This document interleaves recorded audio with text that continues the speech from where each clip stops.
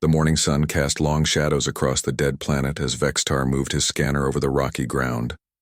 For 3 days, he had been digging in this empty place the star charts called Terra 3. His Valorian skin changed from green to yellow as the heat grew stronger. He wiped sweat from his scaled forehead and looked at his team. "Nothing here," said his assistant Krelmo. "Just rocks and dust. Why did the Council send us to this dead world?" Vextar did not answer. He had asked the same question many times. The Galactic Council rarely sent teams to dead planets. There were 47 living worlds in their space, full of cities and people. Why waste time on empty rocks floating in space? But orders were orders. The Council had ruled the galaxy for 3,000 years. They kept peace between the Valorians, the crystal-like Nexari, and the gas-form Ethereals. The 3 great races had learned to work together. They had stopped wars and brought order to the stars. Vexitar's scanner made a loud beep. He looked down at the small screen. There was something big under the ground, something made of metal. "Krelmo, bring the diggers," he called. "We found something." The machines worked fast. Soon they had made a deep hole in the ground. At the bottom, Vextar saw smooth metal walls. The metal was strange. It did not look like Valorian work or Nexari crystal or ethereal gas tech. It was something else. "Get the door open," Vextar ordered. It took 2 hours to cut through the metal. Sure. When it opened, cold air rushed out. The team put on their masks and went inside. The room was dark and quiet. Their lights showed walls covered with pictures and words. Vextar had studied many languages, but these words were new to him. The pictures showed strange beings with smooth skin, no scales, no crystals, no gas form. They stood on 2 legs like Valorians, but they looked different. Soft. Weak. "What are these things?" Krelmo asked. Vextar did not know.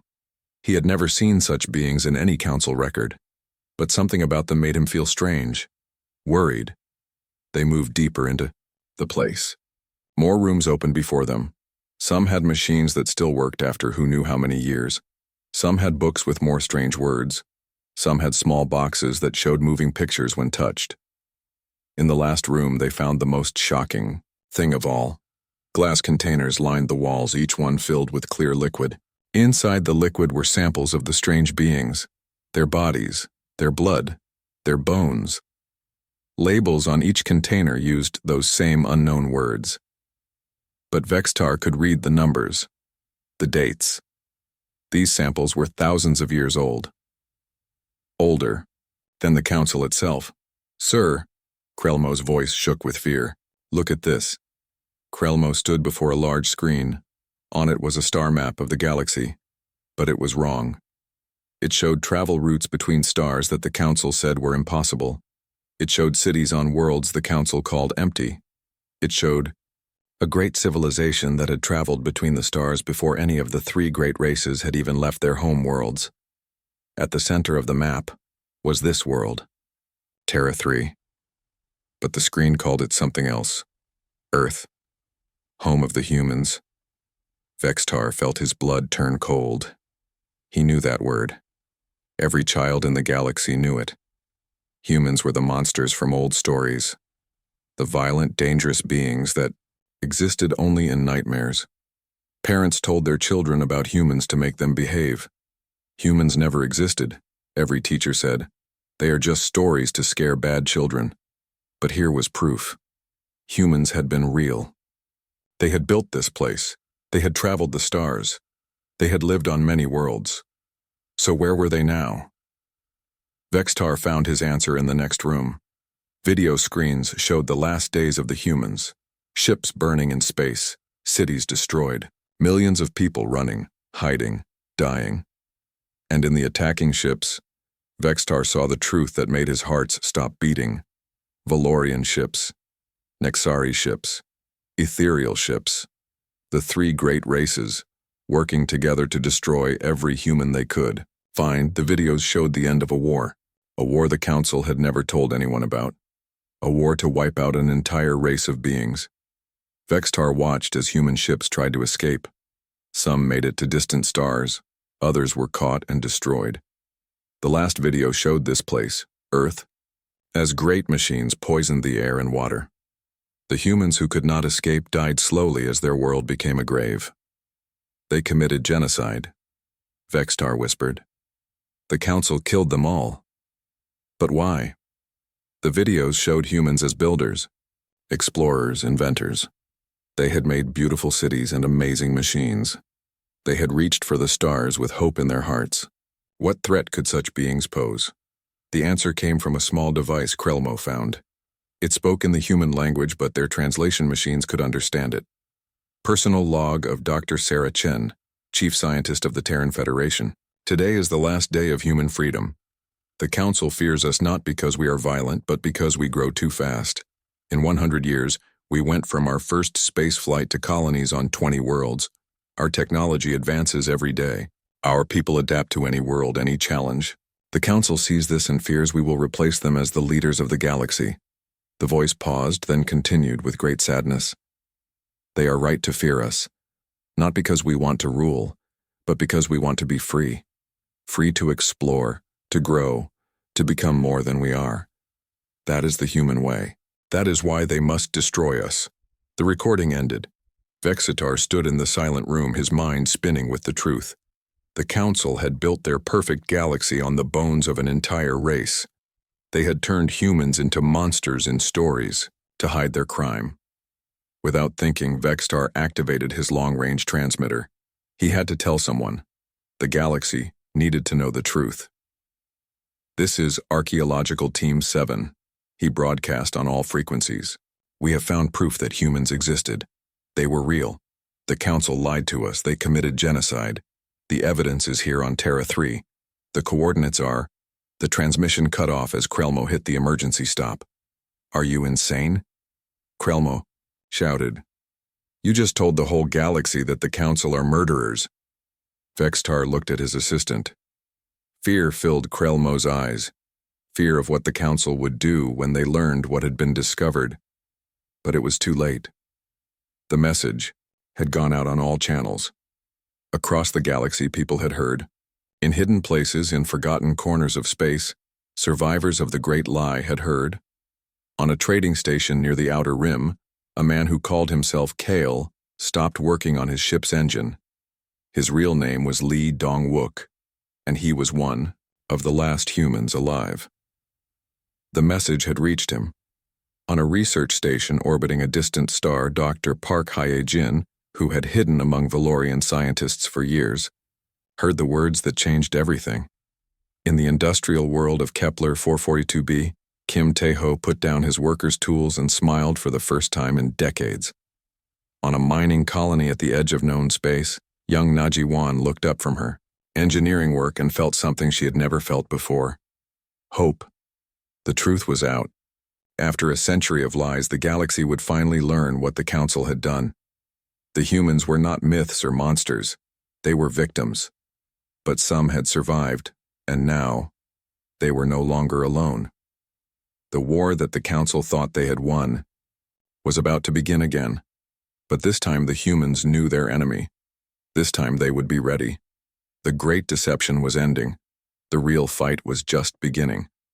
The message from Terra 3 spread across the galaxy like fire in dry grass. In hidden places where humans lived in secret, old communicators came to life for the first time in years. People who had spent decades pretending to be other races suddenly remembered their real names. Lee Dong-wook sat in his small trading ship, staring at the message recorder. He had listened to Vextar's broadcast 5 times. Each time he felt the same mix of joy and anger. Joy that the truth was finally out. Anger that it had taken so long. For 30 years he had lived as Trader Kale. He moved supplies between the Outer Rim stations, keeping his head down and his mouth shut. His human features were easy to hide. A little makeup made his skin look green like a young Valorian. Colored contact lenses changed his brown eyes to yellow, simple tricks that kept him alive. But now everything had changed. His ship's communication system buzzed. An incoming message on an old frequency that only humans knew. Lee's hands shook as he answered. "This is Ghost 7, a woman's voice said. "Are you receiving?" Lee's heart jumped. Ghost 7 was Dr. Park Hae-jin. He had thought she was dead. "This is Phoenix Leader," Lee replied, using his old Resistance codename. "Good to hear your voice, Ghost 7. "Phoenix Leader." Park Hae-jin's voice filled with emotion. "I cannot believe you are alive. How many others?" "I do not know yet," Lee said. "But after today's broadcast, they will start calling. We need to be careful. The Council will be listening." He was right. Across the galaxy, Council forces were already moving. Supreme Chancellor Morthak, the ancient Valorian leader, called an emergency meeting. The great crystal chamber on the Council homeworld filled with representatives from all three ruling races. "This is a disaster," Morthak hissed, his scales turning dark red with anger. "One foolish archaeologist has put our entire order at risk." The Nexari representative, a being made of living crystal named Shard Prime Alpha, spoke in musical tones. "The human myth was our greatest success. For 100 years we have made them into monsters in children's stories. Now that lie is broken." The ethereal delegate floated like colored smoke above the council table. When it spoke, its voice sounded like wind through empty halls. "The minor races will ask questions. They will wonder what other truths we have hidden." Morthak struck the table with his clawed fist. "Then we must act fast. Send out the silence fleets. Find every human survivor. Kill them before they can organize." "What about the archaeologist?" Shard Prime Alpha asked. "Vextar and his team will have an accident," Morthak said coldly. "Their ship will explode during the return journey." Very sad, very final. But Vexitar was not stupid. He knew what would happen when the Council learned of his discovery. He had already copied all the human records and hidden them in a dozen places.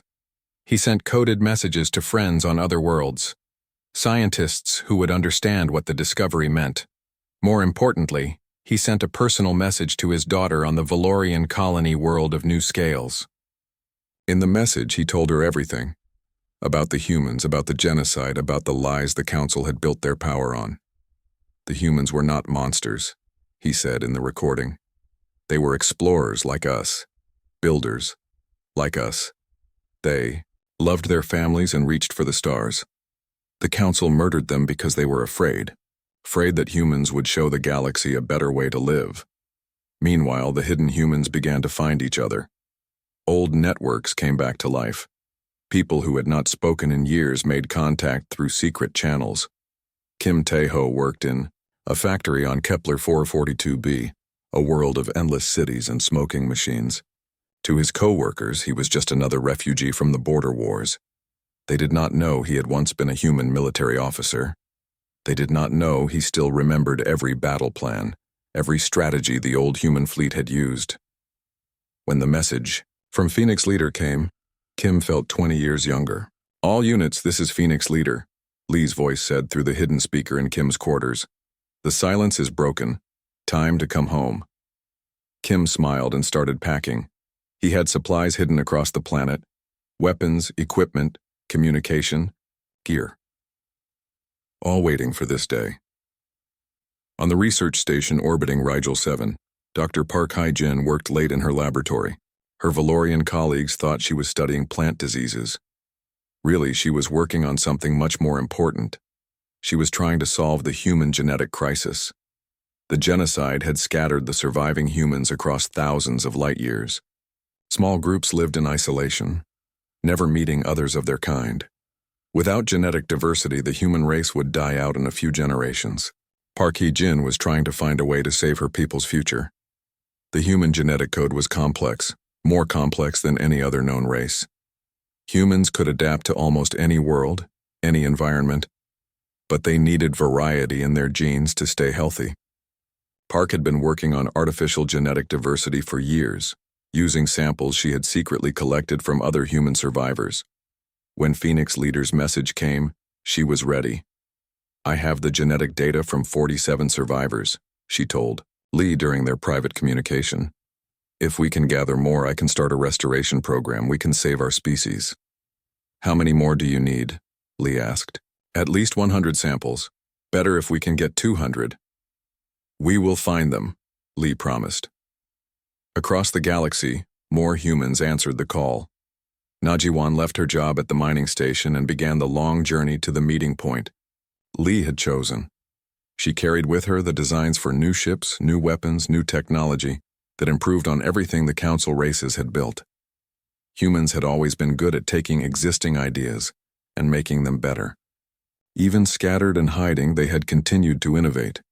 Najiwan's engines were faster than anything in Council space. Her weapon designs could punch through Valorian armor like it was paper. Her shield technology could turn away Nexari crystal blasters. But the Council was moving too. Silence fleets launched from hidden bases. These were special ships designed for one purpose: to hunt down and kill anyone who knew too much about Council secrets. They had used them before to eliminate troublesome leaders from the minor races. The hunt began on the Outer Rim. Council forces raided trading posts and mining stations looking for humans or anyone who might be helping them. They found some. A family of 4 hiding on an asteroid station, an old man working at a fuel depot, a young woman who had been living with a group of peaceful Aquari traders. None of them survived, but for every human the Council found, 10 more slipped away into the darkness between the stars. The old resistance networks were coming back to life. Safe houses opened, supply routes activated. The scattered pieces of humanity began to move like parts of a great machine. Lee Dongwook's trading ship became the center of a growing web of communication. Messages flowed through his network, connecting survivors across the galaxy. Names that had been forgotten were spoken again. Stories were shared. Hope grew. "We are not alone," became their motto. "We are not forgotten." The minor races began to take notice. The peaceful Aquari, who had always questioned Council authority, started asking uncomfortable questions. The nomadic wanderer clans, who traveled freely between the stars, began carrying messages for the humans. Even some young Valorians, like Vextar's daughter, started to wonder if their leaders had lied to them about other things. On the Council, Homeworld Supreme Chancellor Morthak studied the reports from his silence fleets. They were finding humans, but not enough of them. The survivors were better organized than he had expected. Smarter, more careful. "How many humans do we estimate are still alive?" he asked his intelligence chief. "Somewhere between 50,000 and 100,000, came the reply. "They are scattered across at least 30 star systems." Morthak's scales turned darker. 100,000 humans might not sound like many in a galaxy of trillions, but he knew better. Humans were dangerous because they learned fast and adapted quickly. A small group of humans could cause problems far beyond their numbers. "Double the silence fleets," he ordered. "I want every human found and eliminated before they can organize into a real threat." But it was already too late for that. In the dark spaces between the stars, Phoenix Leader was calling his people home. The humans were no longer hiding. They were preparing for war. The Council had started this fight 100 years ago when they decided to commit genocide. Now the humans were going to finish it. The whispers in the void were becoming a roar. Haven Station floated in the empty space between 2 dead stars. For 50 years, it had been home to the largest group of human survivors in the galaxy. 3,000 people lived in the old mining station, hidden from Council eyes by broken communication arrays and fake identification records. The station looked like any other abandoned facility from the outside. Rusted metal, dead lights, and no energy signatures. But inside, it was alive with human voices, human laughter, and human hope. Maya Seo ran the station's school. Every day she taught 40 children about their real history. Not the lies the Council told, but the truth about humanity's journey to the stars.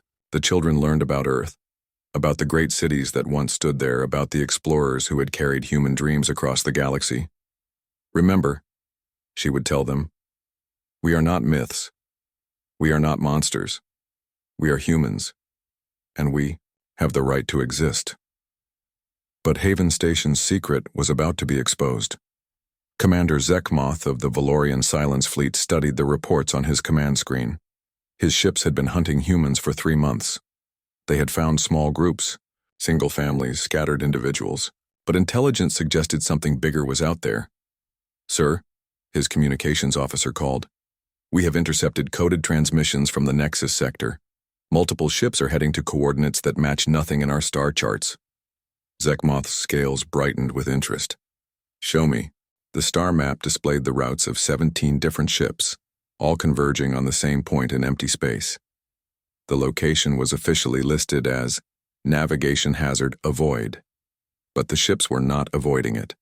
They were heading straight for it. "Prepare the fleet," Zekmoth ordered. "We may have found their nest." On Haven Station, Lee Dong-wook sat in the command center with the station's leaders. He had arrived 2 days earlier for the first gathering of human survivors in over 50 years. Representatives from 30 different hidden communities had come to plan their future. "We cannot stay hidden forever," Lee said to the assembled group. "The Council is hunting us more aggressively. Every day we lose more people." Dr. Park Hye-jin stood up from her seat. She looked tired, but determined. "I have good news and bad news about our genetic situation. The good news is that I have samples from 130 survivors, enough to start restoration." "And the bad news?" asked Maya Seo. "We need a safe place to do the work, somewhere the Council cannot find us, and we need time, at least 5 years to produce the first generation of genetically diverse children." Kim Taeho, who had been quiet until now, spoke up. "Time is something we do not have. My sources tell me the Council has tripled their hunt fleets. They are checking every station, every colony, every ship." Young Najiwan, barely 25 years old, raised her hand. "What if we stop running?" The room fell silent. All eyes turned to the young engineer. "What do you mean?" Lee asked. "I mean, what if we fight back? I have been studying Council technology for years. Their ships are old designs, unchanged for centuries. I can build better weapons, better shields, better engines. We could hit them before they hit us." An older man named Pak Jun-ho shook his head. "Child, we are 3,000 people. The Council has millions of ships, billions of soldiers. Fighting them is suicide." "Not if we are smart about it," Najiwan replied.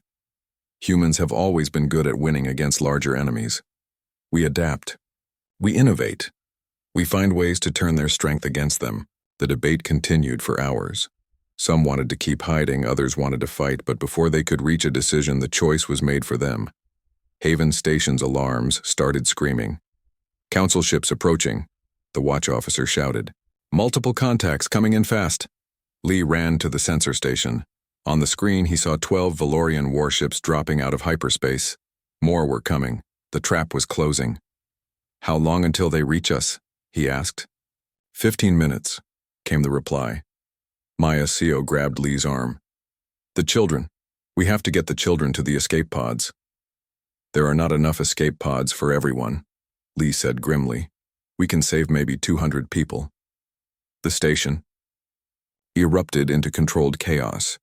Parents grabbed their children, leaders gathered essential data, engineers tried to destroy evidence of human technology. Everyone knew that some would not make it out alive. Najiwan ran to her workshop and began loading her weapon designs into portable drives. If she was going to die, at least her work would survive. Kim Taeho organized the evacuation with military precision. "Children and genetic samples first," he ordered, "then technical data, then anyone who can carry on our work." Dr. Park Hye-jin secured her research in a small container that could survive the explosion of the station. 130 human genetic samples representing the future of their species. Commander Zekmoth watched the dying station on his screen. His ships had surrounded Haven Station and were preparing to board. But something was wrong. The station was not trying to run or fight. It was trying to evacuate. "They are launching escape pods," his tactical officer reported. "Destroy them," Zekmoth ordered without hesitation. "Sir, there may be non-combatants aboard. Children." Zekmoth's scales turned cold blue. "These are not people. They are humans. Destroy the pods." The Valorian ships opened fire. Most of the escape pods were destroyed in the first volley. Only a few managed to escape into hyperspace before the weapons could reach them. Lee Dong-wook was in the last pod, to launch. Through the small window, he watched as council ships surrounded Haven Station. He saw the bright flashes as the station's power core was destroyed. He saw 3,000 lives end in an instant. But Na Ji-won had prepared one final surprise. Hidden throughout the station were small recording devices she had built. As the council ships moved in to confirm the kill, the devices activated. They recorded everything. The attack, the destruction, the murder of civilians who had never harmed anyone. More importantly, they transmitted everything on every frequency the galaxy could receive. Across known space, beings of every race watched the footage. They saw Valorian ships destroying a civilian station. They saw escape pods full of families being blown apart. They saw the council committing murder on a massive scale. On the Aquari homeworld, Elder Reefsinger called an emergency session of their peaceful council. "The water memories do not lie," she said, referring to their species' perfect recall. "We have seen the council commit great evil." On the nomadic fleet ships of the Wanderer clans, old Captain Driftwind spoke to his people. "The star paths are dark with council lies. These humans seek only to live, yet they are hunted like dangerous beasts." Even on some Valorian worlds, young people began to question their leaders. Vextar's daughter, now called Truthseeker by her friends, gathered other young Valorians who had seen the footage. "Our elders lied to us," she said. "They told us humans were monsters. But look at this footage. Who are the real monsters?" The few surviving humans from Haven Station scattered across the galaxy, carrying with them the proof of council genocide. Dr. Park Hye-jin made it to a safe house on the Rim worlds, her genetic samples intact. Kim Tae-ho reached a hidden base, where other survivors waited. Na Ji-won's pod was found by sympathetic Aquari traders who helped her reach the outer territories. Lee Dong-wook's pod was damaged in the escape. He crash-landed on a small planet in neutral space, badly injured but alive. Local traders found him and took him to their medical facility. As he recovered, he watched the galaxy's reaction to Haven Station. The footage had changed everything. For the first time in a century, beings across the galaxy were questioning the council's authority. The minor races who had always been afraid to speak up began to find their voices. The council tried to control the damage. They claimed the footage was fake, that Haven Station had been a terrorist base, that the humans were planning attacks on innocent worlds. But their lies sounded hollow now. Too many people had seen the truth. Supreme Chancellor Morthak called another emergency meeting. This time, representatives from several minor races demanded to attend. They wanted answers. 2. Humans were destroyed because they were dangerous, Morthak told the assembled delegates. They would have conquered the galaxy if we had not stopped them. Elder Reefsinger of the Aquari stood up, her translucent body glowing with anger. "Dangerous to whom? To your power? We saw families in those escape pods. We saw children. What threat could children pose to your mighty fleets?" The meeting dissolved into chaos. Some delegates walked out. Others demanded investigations. The unity that had held the council together for 3,000 years was cracking. In the hidden places where humans survived, Lee Dong-wook sent out a new message. His voice was harder now, filled with cold determination. "The time for hiding is over," he said. "They have shown the galaxy who they really are. Now we will show them who we are. We are human. We are survivors. And we will have justice for Haven Station." The spark of rebellion had been lit. The galaxy would never be the same. 6 months after Haven Station, the galaxy was no longer the same. The footage of the massacre had spread to every world, every station, every ship. The council's lies were falling apart like old paper in the rain. Dr. Park Hye-jin worked in her new laboratory on the hidden world of Sanctuary. The planet had no name on any council star chart. It was a gift from the Aquari, who had secretly offered their help to the human survivors. Here, in underground caves filled with growing tanks and genetic equipment, she was creating the future of humanity. "The first babies will be born next month," she told Lee Dong-wook during their weekly communication. 50 children with perfect genetic diversity. If we can protect them, they will ensure our species survives. But Park's work had revealed Something else.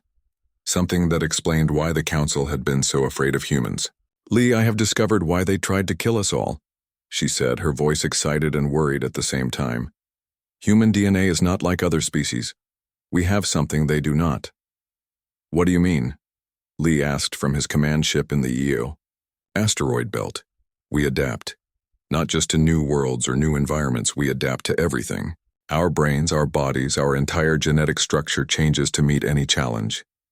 In a few generations, humans could become smarter than any Valorian, stronger than any Nexari, more flexible than any ethereal.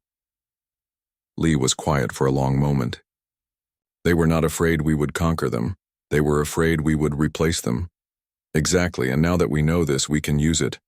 Across the galaxy, the human resistance had grown from scattered survivors into an organized force. Kim Tae-ho had established training camps on 12 different worlds. Young humans learned to fight, but more importantly, they learned to think, like soldiers. The Council expects us to fight like other species, Kim told his students. They expect us to stand in lines and trade shots until one side falls down. But that is not the human way. His best student was a young woman named Lee So-young, whose parents had died at Haven Station. She was small and quiet, but when she fought, she moved like water around her enemies. What is the human way? So-young asked. We fight smart, Kim replied. We adapt. We use the enemy's strength against them. Watch. Kim showed them recordings of old human battles from before the genocide. In every case, humans had won by doing the unexpected. They attacked from directions the enemy could not imagine. They used weapons in ways they were not designed for. They turned defeats into victories by refusing to give up. The Council has ruled for 3,000 years, Kim said. They think they know everything about war. We will show them they are wrong. Najiwan had become the most important person in the resistance, though she was still only 26 years old. Her engineering genius had produced weapons and ships that amazed even her fellow humans. Her masterpiece was a new type of warship she called the Ghost Fighter. It was small, fast, and almost invisible to Council sensors. But its real advantage was something no other species had ever built into their ships. It learned. Every time a Ghost Fighter fought a Council ship, its computer systems studied the enemy's tactics, weapons, and weaknesses. Then it shared that information with every other Ghost Fighter in the fleet. Within weeks, the human ships were adapting faster than the Council could develop new strategies. How is this possible? Commander Zekmoth demanded as he watched his third fleet get destroyed by ships half their size. Our ships are bigger, our weapons are stronger, our armor is thicker. His science officer, a young Valorian named Kekstar, studied the battle recordings. Sir, I think they are learning from us. Every time we attack, they get better at defending. Every time we change tactics, they change faster. That is impossible. No species learns that quickly. No species except humans, sir. The turning point came during the Battle of Nexus Prime.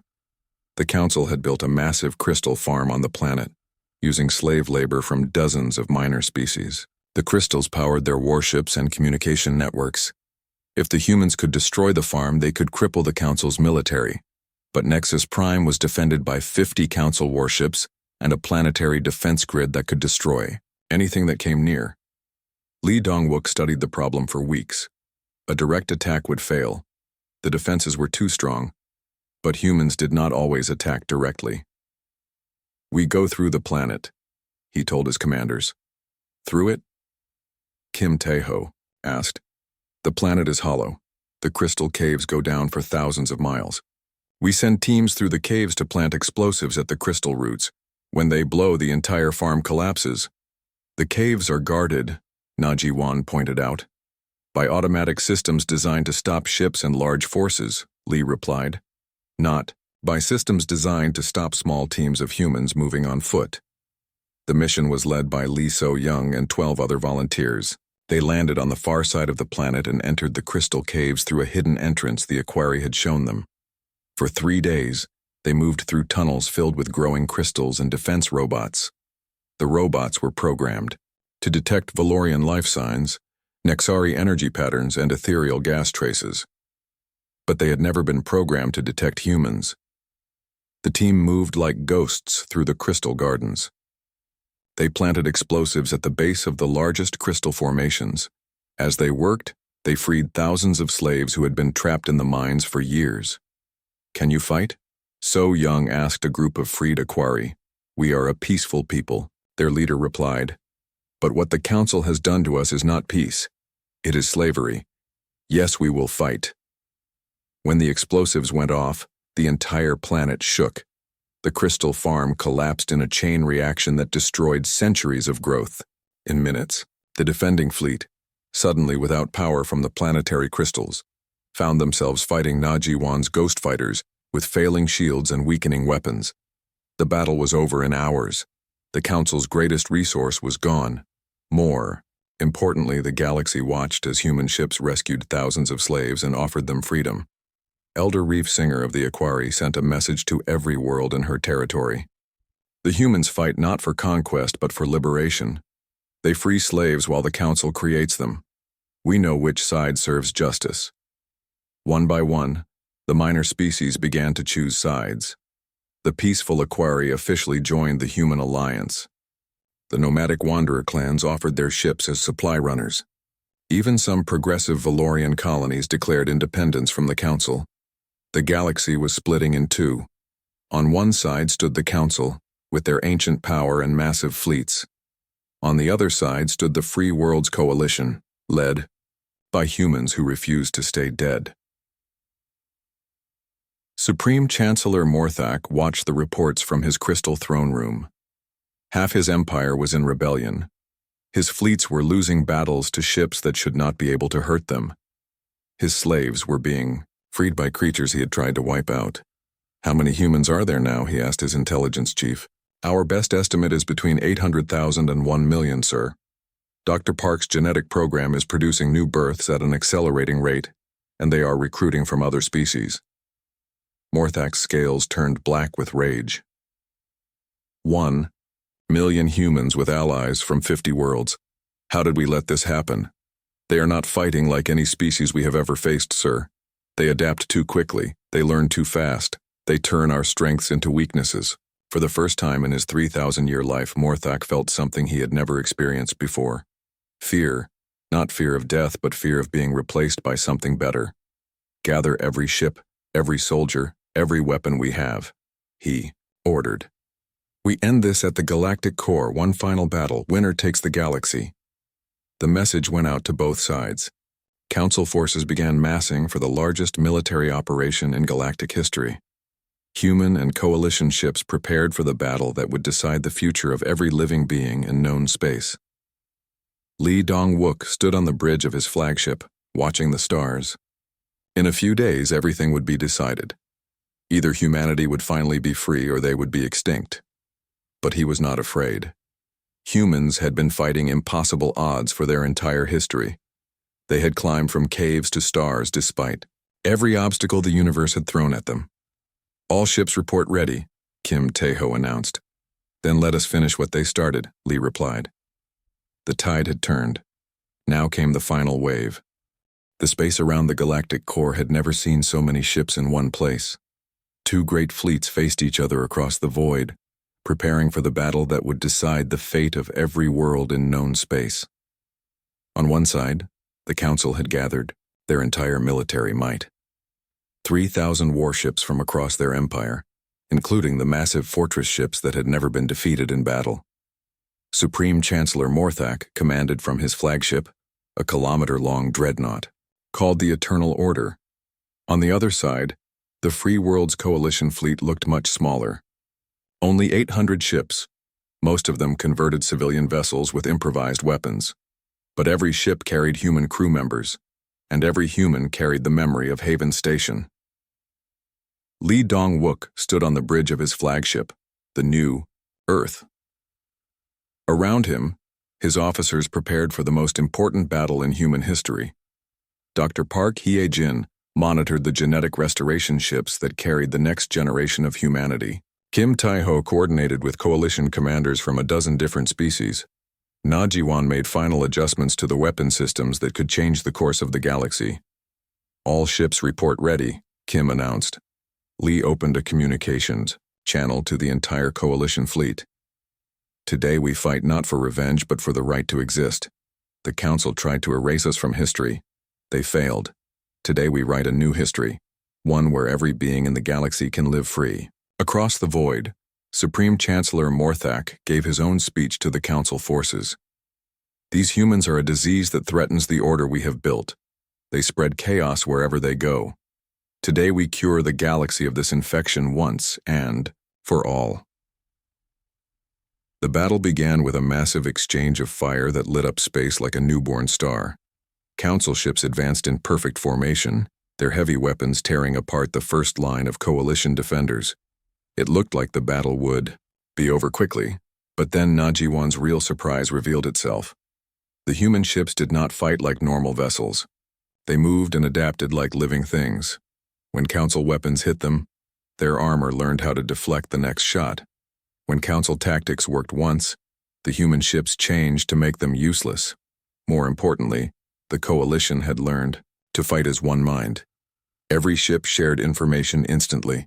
When one captain discovered a weakness in Council armor, every coalition ship knew it within seconds. When a new tactic worked, the entire fleet adopted it immediately. "Impossible!" Commander Zekmoth shouted as he watched his squadron get torn apart by ships that seemed to know his next move before he made it. "They are anticipating our attacks." His science officer studied the readings. "Sir, I think they are connected somehow. All their ships are acting like parts of a single organism." The battle raged for 3 days. Council ships had superior firepower and armor, but the coalition learned and adapted faster than the Council could adjust. Every hour, the human ships became more effective while the Council forces became more predictable. On the second day, the tide truly turned. A group of young Valorians led by Vextar's daughter, Truthseeker, arrived with a fleet of ships from the progressive colonies. They had come to fight alongside the humans against their own government. "We choose freedom over lies," Truthseeker announced as her ships joined the coalition line. Her arrival triggered defections across the Council fleet. Ships that had been forced to fight began switching sides. Entire squadrons of minor species vessels turned their weapons on their Council masters. Supreme Chancellor Morthak watched his empire crumble around him. Half his fleet was gone. The other half was beginning to doubt. But he would not surrender. He had ruled the galaxy for 3,000 years. He would not let a handful of humans take that away from him. "All ships, target the human flagship," he ordered. "Kill their leader, and they will fall apart." 100 Council ships focused their fire on the new Earth. The human flagship's shields failed under the massive bombardment. Hull plates began to melt. The ship was dying, but Li Dong-wook did not retreat. "All power to engines," he ordered. "Take us straight at the Eternal Order." "Sir, that is suicide," his tactical officer protested. "No," Li replied calmly. "That is human." The new Earth, burning and broken, accelerated straight toward the Council flagship.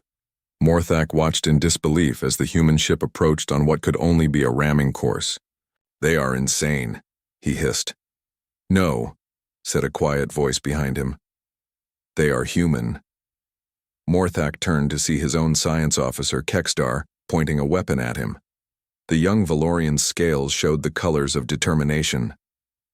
"I have seen the recordings from Terra 3, Kekstar said. "I know what we did to them. I know what you ordered us to do, no more." The shot echoed through the bridge of the Eternal Order. Supreme Chancellor Morthak, ruler of the galaxy for 3 millennia, fell to the deck and did not rise again. Kekstar opened a communication channel to all Council ships. "This is Commander Kekstar of the Eternal Order. Supreme Chancellor Morthak is dead. I am ordering all Council forces to stand down. The war is over." Some ships obeyed immediately. Others tried to continue fighting. But without central command, the Council fleet fell apart. Ship by ship, they surrendered or fled into deep space. The Battle of Galactic Center was over. The humans had won, but Li Dong-wook's victory speech was not about conquest. "We did not fight to rule the galaxy," he said to the assembled fleets. "We fought for the right to live free. Now that right belongs To everyone, we propose a new government, one where all species have a voice.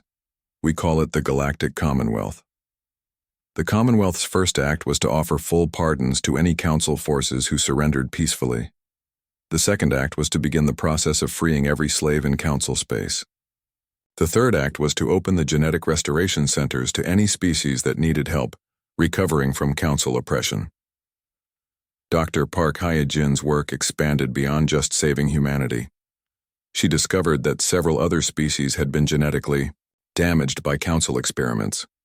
The Aquari, the Wanderer clans, even some Valorian groups had been altered to make them more submissive. Park's techniques could restore them all. Genetic diversity is the key to survival, she explained to the Commonwealth Council. Not just for humans, but for everyone. We will share our knowledge freely. Kim Tae-ho became the Commonwealth's first military coordinator, but his job was different from the old Council commanders. Instead of conquest, he focused on protection. Instead of forcing peace through fear, he taught species to defend themselves and work together. Na Ji-won established the Commonwealth Technology Institute, where scientists from every species could work together to solve galactic problems. Her first project was developing ships that could travel between galaxies. The Milky Way is just the beginning, she said. Humanity has always been explorers. Now we can explore the universe. The most important change was on Earth itself. For the first time in over a century, humans walked on their homeworld again. The planet was dead, its atmosphere poisoned and its oceans dry. But human engineering, combined with techniques learned from other species, began the long process of restoration. Lee Dong-wook stood in the ruins of what had once been Seoul, watching the first new trees grow from Earth soil. They were not exactly like the old Earth trees. They were better, designed to thrive in the recovering atmosphere and to grow quickly in the damaged soil. Just like us, he said to Kim Tae-ho, who stood beside him. What do you mean? Kim asked. We are not the same. Humans who left Earth a century ago. We are something new. Something better. The Council tried to destroy us, but they only made us stronger. As the months passed, the Commonwealth grew.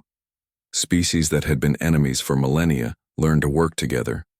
Worlds that had been divided by Council lies discovered they had more in common than they had thought. The former Council species were not punished for their leaders' crimes. Instead, they were invited to join the Commonwealth as equals. Many accepted. They had grown tired of ruling through fear and wanted to try building through cooperation. Young Valorians like Truthseeker and Kekstar became ambassadors to their own people, helping them transition from rulers to partners.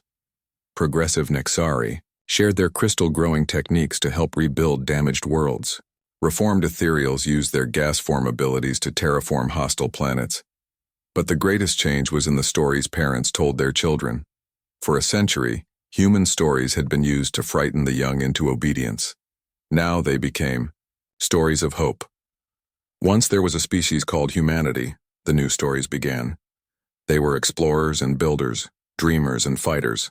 When the galaxy tried to destroy them, they refused to die. Instead, they showed everyone a better way to live. 5 years after the Battle of Galactic Center, Lee Dong-wook stood before the Commonwealth Assembly as its first elected chancellor.